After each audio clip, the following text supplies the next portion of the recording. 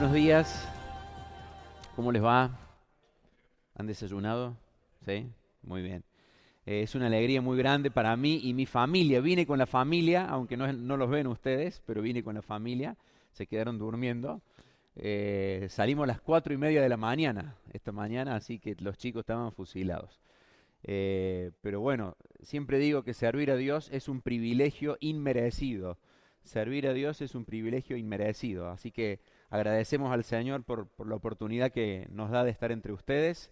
Gracias a los hermanos que han organizado las conferencias aniversario. ¿Cuántos años cumplimos? 45 años. Bien, bien. Yo estuve hace muchos años atrás. Estaban en la esquina todavía. Me acuerdo que salíamos del templo y estaba el patio del colegio. Creo que fue allá en el Antiguo Testamento, ¿no? Y bueno, siempre volver a un lugar donde uno ha podido compartir con hermanos es muy bueno. Estoy contento porque ya me uniformaron. Nunca una remera talle L me quedó tan cómoda, nunca. Estoy chocho, así que bueno, bárbaro. Esta numeración está bárbara. Eh, ya estamos con el uniforme de las confes.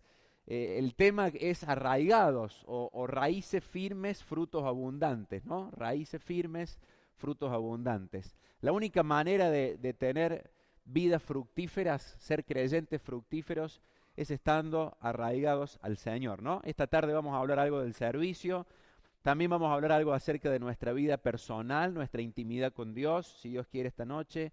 Mañana veremos algo acerca de evangelismo, pero en esta mañana quiero que veamos cómo arraigar nuestras vidas o por qué arraigar nuestras vidas a la palabra de Dios. ¿Cuántos mensajes has escuchado donde te dicen tener que leer la Biblia, tener que orar? Bueno, este es uno más de esos, pero el Señor va a movilizar nuestros corazones para que lo hagamos. Tengo un desafío de lectura bíblica, un plan de lectura bíblica, a ver cuántos se suman. ¿Cuántos se animan a leer 7 capítulos de la Biblia por día? Levanten la mano. 7 capítulos de la Biblia por día. Son más o menos 1 hora 40 de lectura. Te voy a volver a preguntar y quiero que respondas con sinceridad. ¿Te animás a leer 7 capítulos de la Biblia por día? ¿Sí? ¡Qué bueno! Dios le bendiga, Dios le bendiga. Son muchos. Si vos lees 7 capítulos por día, en 6 meses lees la Biblia entera. O sea, en un año lees 2 veces la Biblia. Para todos los que no levantaron la mano, vamos a redoblar la apuesta. ¿Cuántos leerían 3 capítulos de la Biblia por día? 3. La mitad, son 40 minutos de lectura. Bien, hay más manos ahí. Si vos lees 3 capítulos por día y los sábados y domingos lees 4, un poquito más, en un año lees la Biblia entera. Vamos a redoblar la apuesta para el que no levantó una mano. ¿Cuántos se animan a leer un capítulo de la Biblia por día? Un solo capítulo. Bien, ahí están los chicos, muy bien. Si vos lees un capítulo por día, en 3 años lees la Biblia entera. Y si quedó alguna persona que todavía no se comprometió con este plan de lectura, ¿cuántos leerían un versículo de la Biblia por día? A ver, un versículo solamente. Bien allá, bien, claro. Te levantás mañana domingo y lees Génesis 1:1. En el principio creó Dios los cielos y la tierra. Cerrás. El lunes te despertás y la tierra estaba desordenada y vacía y las tinieblas estaban sobre la faz del abismo y el Espíritu de Dios se movía sobre la faz de las aguas. Cerrás. El martes te despertás y dijo Dios sea la luz y fue la luz. Cerrás. Si lees un versículo por día, en 85 años lees la Biblia entera.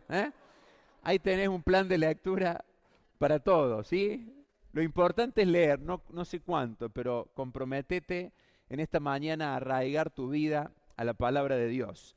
Ezequiel capítulo 37, busca en tu Biblia Ezequiel capítulo 37. Ezequiel 37. Vamos a ver allí un pasaje raro. No es un libro muy amigable, entre comillas, el libro de Ezequiel. ¿Cuántos tienen Ezequiel 37 abierto? Digan gracias a Dios. El que no lo encuentra diga misericordia, Señor. Siga buscando. Ezequiel es un profeta excéntrico. Dios estaba tratando de llamarle la atención a un pueblo que tenía el corazón frío, porque hacía 70 años que estaban fuera de la tierra prometida. y ya no tenían esperanza de volver. Entonces Dios llama a este profeta y por medio de excentricidades, por medio de rarezas, trata de golpear el corazón de este pueblo. Capítulo 4, no lo busques, Dios le dice, tenés que dormir 390 días del lado derecho o del lado izquierdo. Y vos lees eso y decís, ¿para qué? Y después dice, después tenés que dormir 40 días sobre el lado derecho. Y yo me lo imagino a Ezequiel acomodándose en la cama. ¿Por qué Dios hace eso? Capítulo 5, Dios le dice a Ezequiel, tenés que cortarte el pelo y dividirlo en 3 formas. Bueno, hay gente que tiene peinados misteriosos como Ezequiel, ¿no? Hoy en día sigue habiendo. Pero uno no entiende mucho cuando lee esta profecía así en forma desprevenida. Quizás el capítulo de Ezequiel que más nos llama la atención o que más recordamos es este, ¿no? El de los el valle de huesos secos. ¿Qué tengo acá? Escuche. ¿Qué tengo acá?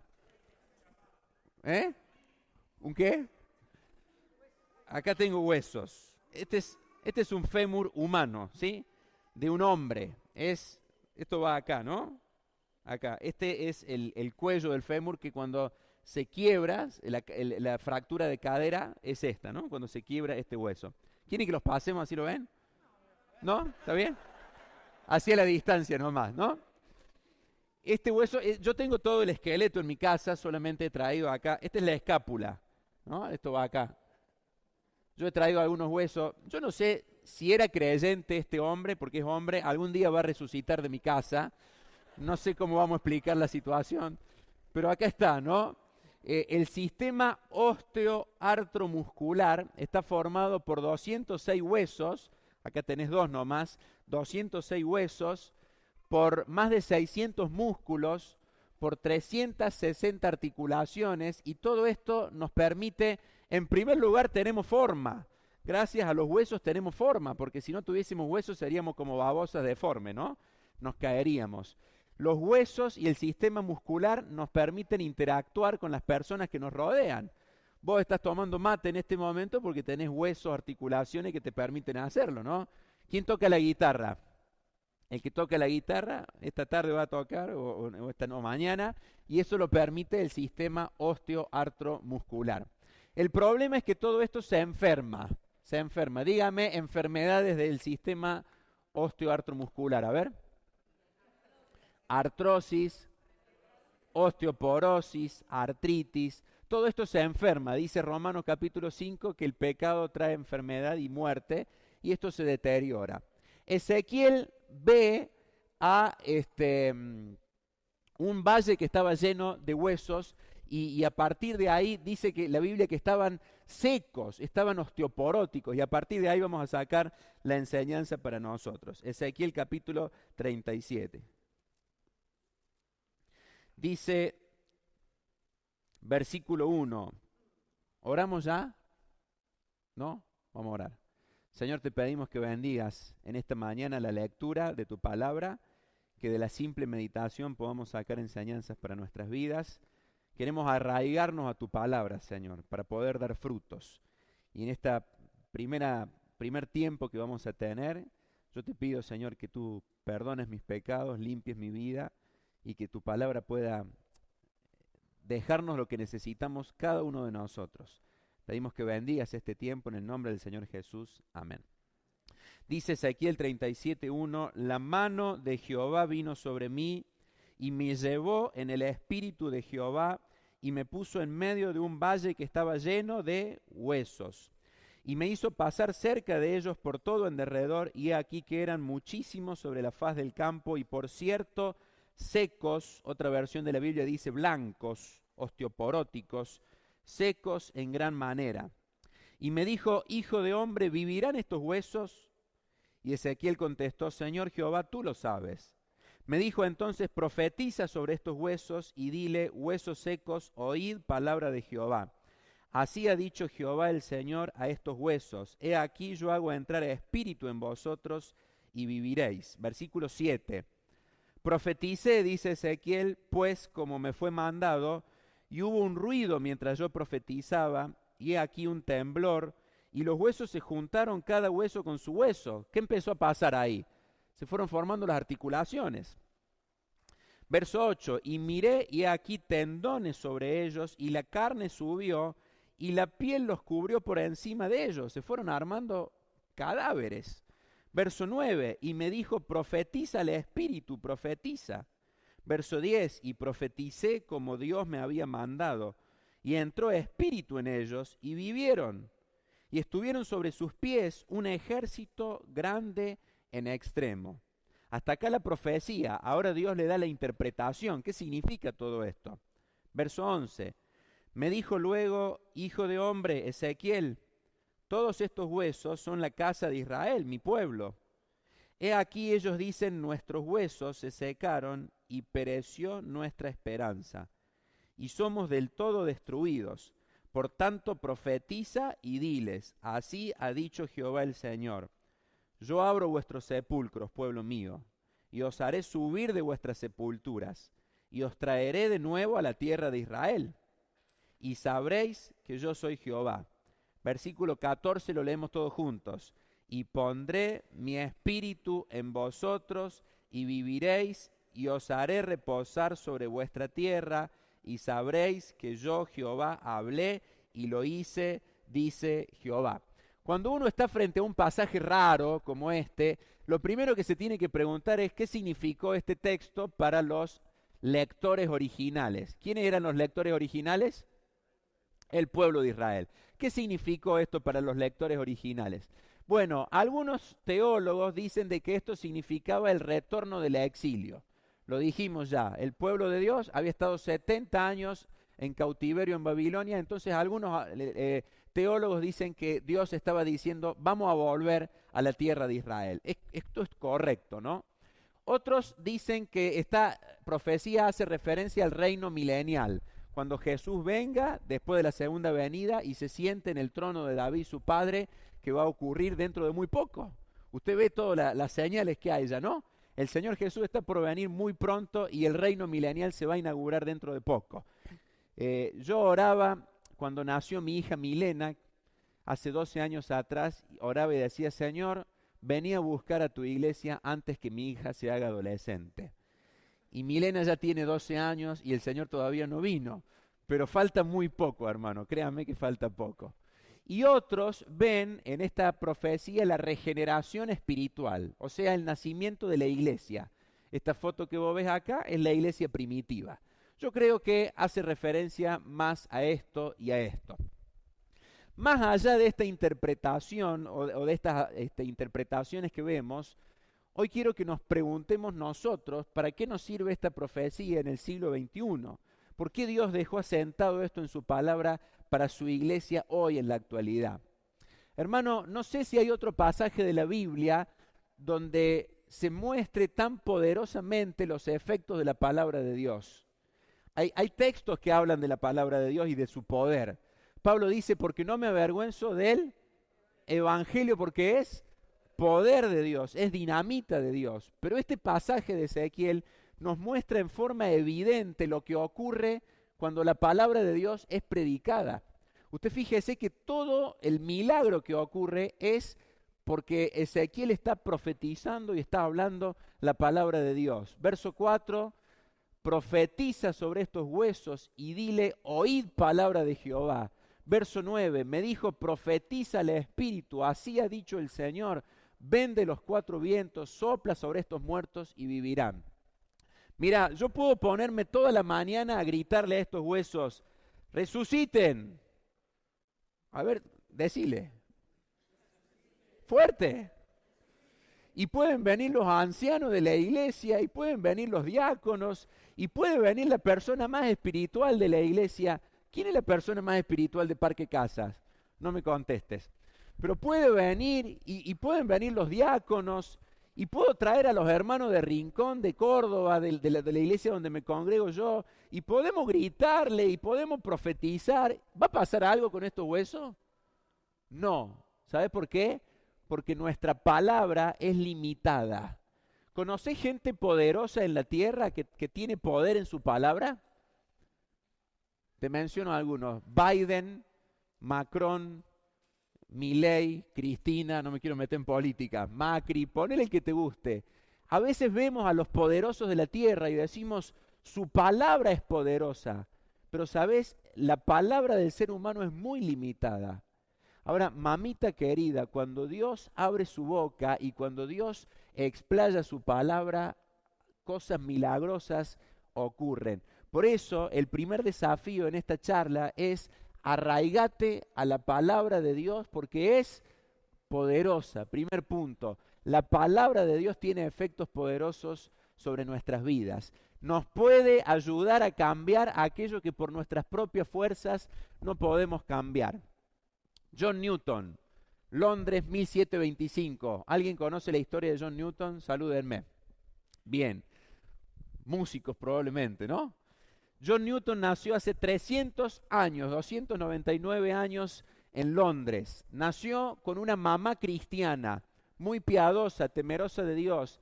El padre era medio delincuentón, era marinero. Se dedicaba a traficar esclavos desde África hasta Europa. La mamá de Newton le sembró en el corazón de su hijo desde muy chiquito la palabra de Dios. Pero ocurrió algo inesperado. A los 7 años de vida, cuando el pequeño John tenía 7 años, la mamá murió por tuberculosis. Y el pibe empezó a crecer un poco en los barcos donde su padre trabajaba. Pasaron los años y el mismo John Newton se transformó en un empresario de la esclavitud. Compraba negros en África y los vendía en Europa de donde él era. Un día el barco en el que él estaba timoneando se mete en medio de una tormenta, lluvia, truenos, relámpagos, vientos, y John Newton se acordó de las enseñanzas bíblicas que su mamá, escúchame, solo por 7 años le pudo inculcar en su cabeza. Y John Newton en medio de una tormenta miró al cielo y dijo, Jesús, si me sacas de esta, mi vida va a cambiar. ¿Prometiste a Dios alguna vez eso? Señor, si me sacas de esta, mi vida cambia. ¿Lo prometiste? No me contestes. Los jóvenes estudiantes a veces prometen esto, ¿no? Cuando estás frente a un examen que no estudiaste mucho, decís, Señor, si apruebo hoy me voy a ir de misionero al África. Mentira, después Dios te ayuda y no hacemos nada, ¿no?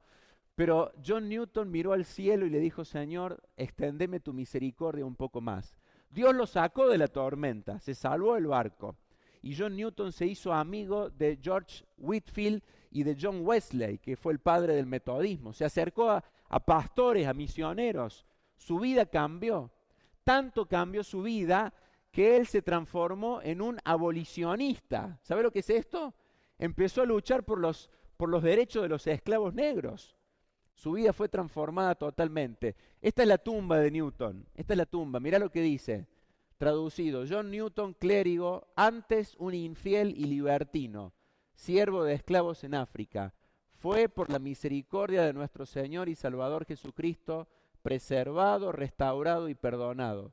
Señalado para predicar la fe que él mismo por mucho tiempo se dedicó a destruir. Cuando era viejo, tuvo una demencia senil, una enfermedad de Alzheimer, no sé bien qué tuvo, pero perdió la memoria. Y él antes de morir dijo, mi memoria prácticamente se ha ido, pero hay 2 cosas que me acuerdo. Número 1, que yo soy un gran pecador. Número 2, que Cristo es un gran salvador. ¿Sabes por qué este hombre fue lo que fue? ¿Sabes que él escribió la canción que cantamos, ¿no? Sublime Gracia. ¿La saben? Sublime gracia del Señor. Canten conmigo. Y a un infeliz salvó, fui ciego, mas hoy veo yo, perdido y él me halló. ¿Sabes por qué este hombre fue lo que fue?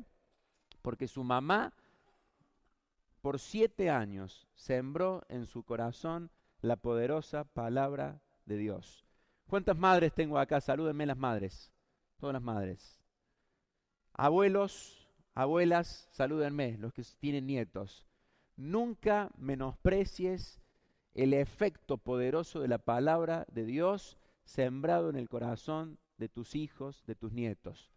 ¿Cuántos líderes de adolescentes y de preadolescentes tengo acá? A ver, líderes de jóvenes, a ver, salúdenme.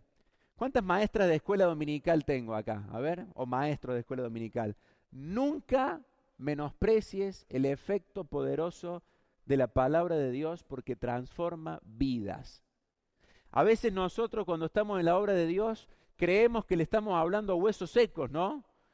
Y venís sábado tras sábado y decís, ¿valdrá la pena esto, seguir insistiendo? Los pibes parece que no entienden nada. Claro que vale la pena. La palabra de Dios es poderosa, transforma, cambia, remueve. Esto ocurrió en la vida de Newton. Pregunta, ¿la mamá de Newton vio lo que fue su hijo? No. Nosotros hoy tenemos el diario del lunes y sabemos el tremendo hombre de Dios que fue, pero su madre no lo vio. Aunque no veas los resultados, seguí sembrando la palabra de Dios porque es poderosa y genera efectos maravillosos. Segundo punto, la palabra de Dios genera esperanza. Esta escultura se llama El vacío del alma, está en Ginebra, Suiza. ¿Cuántos fueron a Suiza alguna vez? Yo tampoco.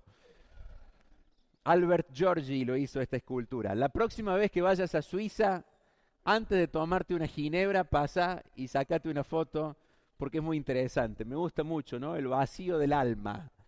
Así estaba el pueblo de Israel, con un hueco en el pecho. Y Dios le dice a Ezequiel, vas a ir y le vas a llevar esperanza a mi pueblo porque tienen un hueco en el pecho, en el corazón. Me dijo luego Dios, Ezequiel, hijo de hombre, todos estos huesos son la casa de Israel. Ellos dicen, nuestros huesos se secaron. Lee conmigo lo que está en amarillo. Y pereció nuestra esperanza, y somos del todo destruidos.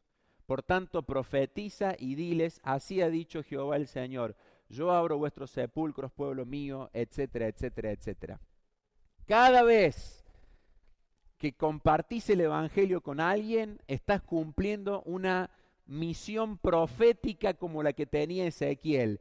Llevar esperanza a un mundo que está con un hueco en el pecho. Después van a decir, este cordobés vino a decir que tenemos que profetizar. No, no te estoy diciendo eso. Pero el Evangelio es un mensaje profético. Y cuando vos y yo compartimos el Evangelio, parte de esta misión que tuvo Ezequiel la estamos cumpliendo también. Llevar esperanza a un pueblo que está con un vacío en el pecho. Cada vez que estés atravesando una prueba, aferrate a la palabra de Dios, porque Dios genera esperanza en tu corazón.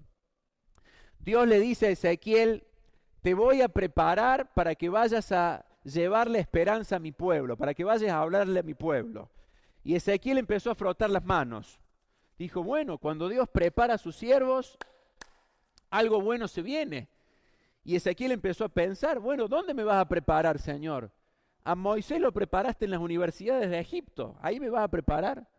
A Pablo lo formaste a los pies de Gamaliel, ahí me vas a formar a mí. Al apóstol Pedro lo formó el Señor Jesucristo, ¿a dónde me vas a formar, Señor? Ya sé, dice Ezequiel, me vas a mandar al instituto de Dallas, porque está de moda, ahí van todos. Me vas a mandar a Palabra de Vida, no a ver a Los Ángeles para estudiar con John MacArthur. Al instituto Müller, ¿a dónde me vas a mandar, Señor? Y Dios le dice, no, Ezequiel, yo tengo otros planes para vos. Te voy a mandar a un valle que está lleno de huesos, de muerte y de dolor. Y Ezequiel llega, estamos haciendo una parodia, ¿no?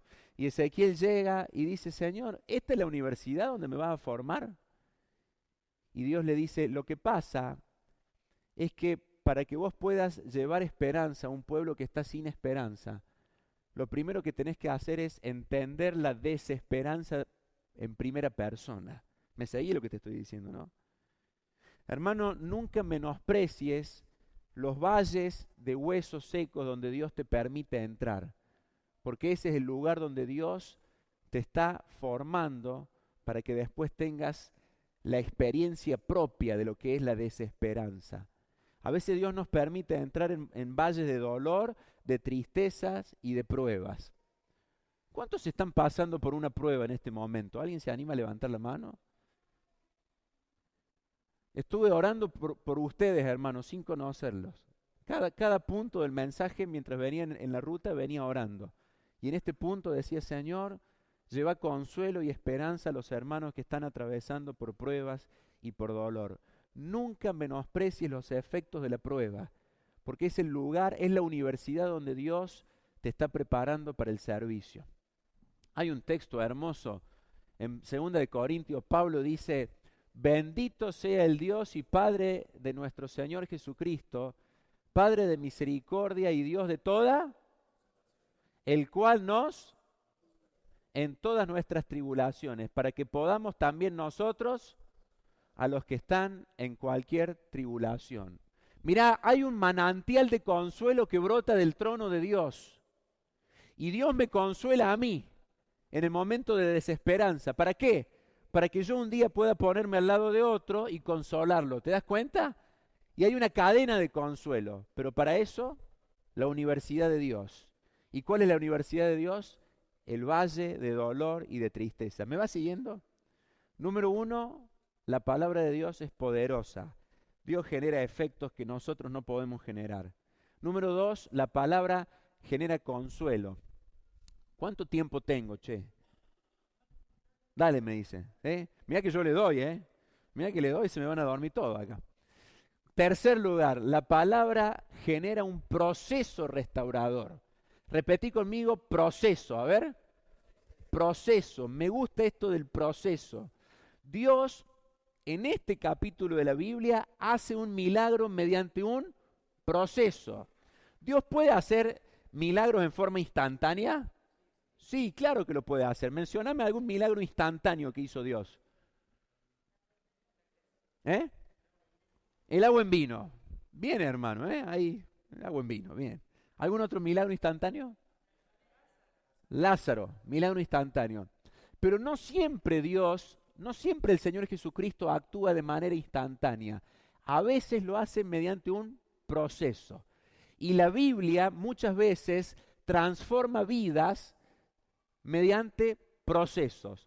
Mirá cómo se da en este capítulo de Ezequiel. No lo vamos a leer todo porque no vamos a entrar en detalle, pero fíjate lo rojo.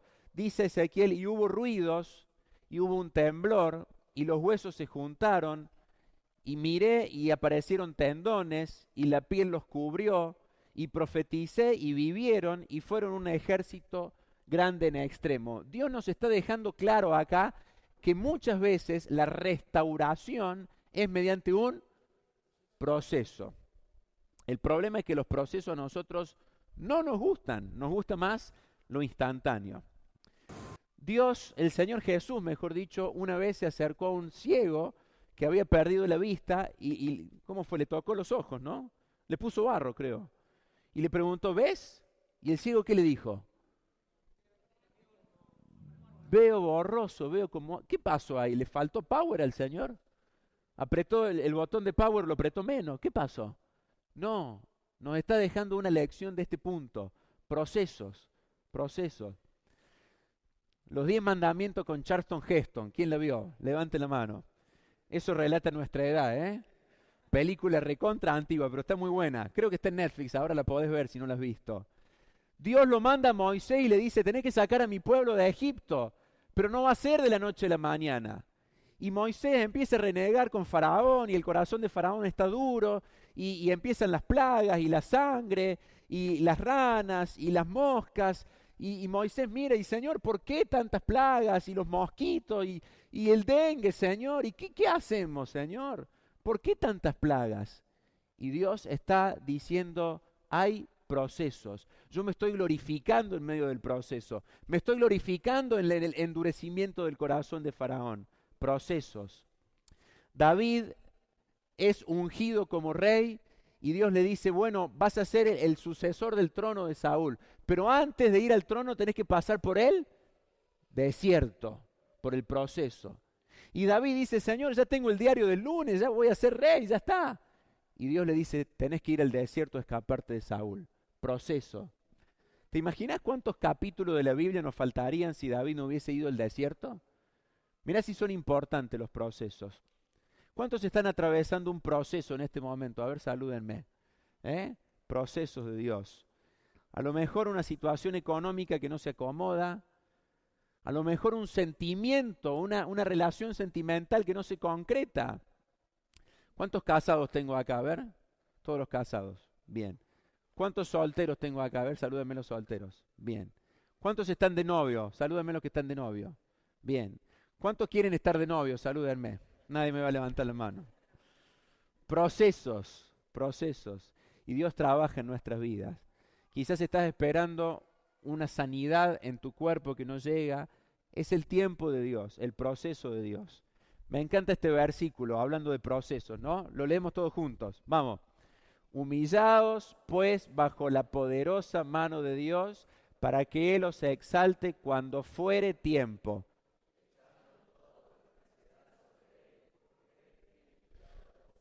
Mire si vale la pena aguantar los procesos de Dios, echando toda vuestra ansiedad sobre Él. Hermano, la palabra es poderosa, tiene efectos que humanamente no se pueden lograr. Nunca menosprecies el poder de la palabra. Segundo, la palabra es esperanzadora. Hay que llevarle el mensaje de esperanza a un pueblo que tiene un hueco en el pecho. Tercero, la palabra restaura mediante un proceso restaurador. Cuarto, la palabra genera humildad. Esto caracteriza al siervo de Dios. Mira este pasaje, mira el texto.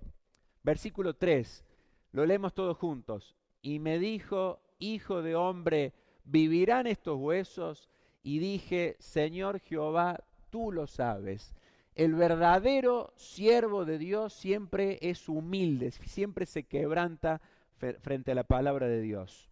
¿Cuántos están en algún ministerio en la iglesia? Salúdame los que están sirviendo al Señor en algún ministerio. Bien, un gran porcentaje, qué bueno. Yo soy un gran escuchador de mensajes, me encanta ir a YouTube y pongo prédicas cristianas. Y hay miles. Y voy al Instagram y pongo pastores cristianos. Uf, me aparece cada uno. Escúchame lo que te voy a decir. En el Antiguo Testamento había un montón de profetas falsos profetas. Están mencionados en la Biblia. En el Nuevo Testamento había falsos maestros. Y hoy siguen existiendo falsos enseñadores y falsos maestros. Si hay algo que caracteriza al verdadero siervo de Dios es esto. Mirá, humildad frente a la palabra de Dios.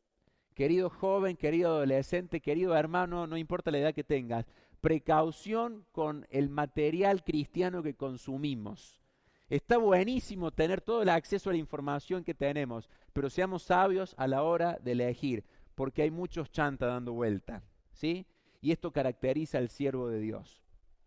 Dios le dice a Ezequiel, Ezequiel, ¿qué hacemos con estos huesos? ¿Van a vivir? Y Ezequiel le dice, claro que van a vivir, Señor, anulo todo espíritu de muerte. Así dice Ezequiel, declaro que van a vivir, ¿así dice? ¿Qué dice Ezequiel? Señor Jehová, tú lo sabes. Vos sos, Señor, vos sos el que hizo a estos huesos del polvo de la tierra, allá en Edén. El único que sabe si van a vivir sos vos. La característica, la condición sine qua non del verdadero siervo de Dios es esto, humildad frente a la palabra de Dios. Te lo voy a decir en términos musicales. ¿Cuántos músicos tengo acá? A ver, salúdenme todos los que les gusta la música. ¿Cuántos cantantes tengo? Cantantes. Yo en mi iglesia soy solista, porque cuando canto me quedo solo, todos se van corriendo. Te lo voy a decir en términos musicales. Mirá, Dios no tiene que hacer dúos con nadie. Dios canta solo. Dios toca solo. Todas las lámparas, todas las luces sobre el Señor Jesucristo. Él no tiene que compartir su gloria con ninguno de nosotros. Lo que caracteriza al verdadero siervo de Dios es la humildad frente a la palabra de Dios. Mi papá recibía hace años atrás una revista cristiana, un diario cristiano que tenía notas devocionales. Hoy ya no viene mucho porque está todo digitalizado, ¿no? Pero leíamos, me acuerdo que hojeábamos esas revistas y había algunos artículos que estaban buenos. Me acuerdo una vez que nos llamó la atención porque dentro de todos los artículos había propagandas, había publicidades, ¿no? Y había una publicidad que decía evangelista, bueno, no me acuerdo el nombre ahora, evangelista Juan Pérez, ponele. y decía ahí, gran experiencia en campañas de evangelización. Si usted quiere contratar nuestros servicios, llame a tal número o mande un correo electrónico a tal email y vamos a programar una campaña en su iglesia. Y abajo en grande decía, garantizo almas. Garantizo almas. O sea, si vos como anciano de la iglesia lo invitabas a este evangelista, tenías garantizadas las conversiones. Ezequiel, ¿van a vivir estos huesos? Señor Jehová, tú lo sabes. Humildad frente a la palabra de Dios. Número 1, la palabra de Dios es poderosa. Número 2, la palabra genera esperanza. Tercero, la palabra restaura mediante proceso. En cuarto lugar, la palabra genera humildad. Y llegamos al último punto. La palabra de Dios vivifica. La palabra de Dios transforma lo que está seco. Me dijo, profetiza, verso 9, al Espíritu, profetiza, hijo de hombre. Di al Espíritu, así ha dicho Jehová el Señor. Espíritu, ven de los cuatro vientos y sopla sobre estos muertos y vivirán. Y profeticé como me había mandado y entró espíritu en ellos. Y vivieron y estuvieron sobre sus pies un ejército grande en extremo. Me encanta en este texto porque veo un poco representada la iglesia. Mirá, antes de Cristo éramos estos muertos. Como dice Pablo, estabais muertos en vuestros delitos y pecados. Después de Cristo somos un ejército grande en extremo. ¿Cómo dice el himno? Firme se adelante, huestes de la fe, sin temor alguno, que Jesús nos deja. ¿Es himno? ¿Sí? ¿O hace mucho que no lo cantamos? Hace bastante, ¿no? Me he venido medio anticuado con las canciones. Antes de Cristo éramos una manga de muertos totales. Después de Cristo somos un ejército grande en extremo. ¿Qué es lo que hace la diferencia? La palabra de Dios transformando nuestras vidas. Terminamos. ¿Puede un verdadero creyente pasar momentos de sequía espiritual? ¿Sí? ¿No? ¿Más o menos? ¿Puede? ¿Quién dice que sí? Levante la mano. ¿Quién dice que no? Levante la mano. ¿Quién vota en blanco? Levante la dos. ¿Podemos ser creyentes verdaderos y pasar por sequías espirituales? Sí, sí se puede. Te muestro 3 ejemplos. Número 1, sequía por un corazón herido. Dice el salmista en el Salmo 102, Jehová escucha mi oración y llega a ti mi clamor, porque mis días se han consumido como humo y mis huesos cual tizón están quemados. Mi corazón está herido y seco como la hierba. Podés estar atravesando un tiempo de sequía espiritual por el corazón herido. Tiempo de prueba, de dolor, lo hablamos ya. Tiempo de sequía donde no te da ganas de servir, donde no te da ganas de adorar, porque estás atravesando una prueba. ¿Cuál es el mejor remedio para vivificar en medio de la prueba? La palabra, hermano. Aférrate a la palabra porque eso vivifica el alma. Segundo, mira, voy rápido. Sequía por una mano paralizada. Dice el doctor Lucas, y estaba allí un hombre que tenía seca la mano derecha. Lucas, como médico, sabe que el 90% de la población mundial son diestros. ¿Cuántos zurdos tenemos en la iglesia? A ver, levántenme la mano los zurdos. Uy, hay muchos zurdos en esta iglesia. Hay que tener cuidado. Bien. La mayoría de la población mundial son diestros. Y Lucas le llama la atención este detalle. Sequía en las manos. En todas las iglesias del mundo hay creyentes, verdaderos creyentes, que tienen la mano seca. Y acá estoy alegorizando, ¿no? ¿Qué significa esto? Y que no están sirviendo, que están paralizados. ¿Y por qué no sirven? Porque se ofendieron con el anciano, porque se ofendieron con un hermano, porque están cómodos. Van y vienen a la iglesia, se sientan, no hacen nada. Hace 40 años que son creyentes y lo único que hacen es calentar un banco de la iglesia. Y no sirven. No sirven, no trabajan, no tienen ministerios activos. ¿Cómo ¿Cómo solucionó el Señor Jesús la sequía de este hombre? ¿Cómo lo solucionó? ¿Sabes cómo? Con la palabra. Jesús era muy creativo a la hora de hacer milagros. Mencióname un milagro creativo del Señor, a ver. ¿Eh? La moneda en el pez, yo pienso en eso. Qué lindo sería ahora, Señor, tengo que pagar el gas, el agua, bueno, vas a pescar y era creativo el Señor. Pero acá no fue tan creativo. Bueno, sí fue muy creativo. Mirá lo que hizo.